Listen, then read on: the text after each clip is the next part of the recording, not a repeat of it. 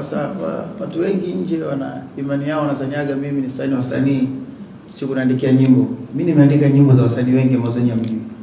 Wasanii wengi Wasafi, kila mtu akija pale kuuliza mimi na yeye nani kamwandikia mwenzie nyimbo, kaa nao watawaambia. Unaweza kuchukua mfano? Sasa vizuri. Ila nyingi sana.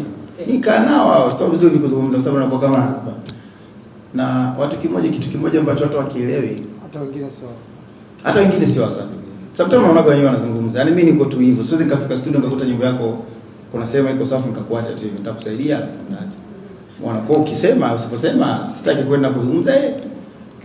Miongoni mwa vitu ambavyo nadhani watu wengi wavifahamu, nadhani yani mimi strength yangu imetokana kwanza na kuandika.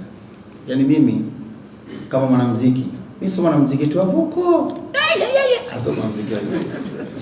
Yaani mimi nikishika peni naweza kuandikia nyimbo yote, naweza nikakuandikia bolingo, naweza nikakuandikia R&B, nikakuandikia kibokata, nikakuandikia hip hop, nikakuandikia mapiano, na kila muziki najua ni uandike vipi.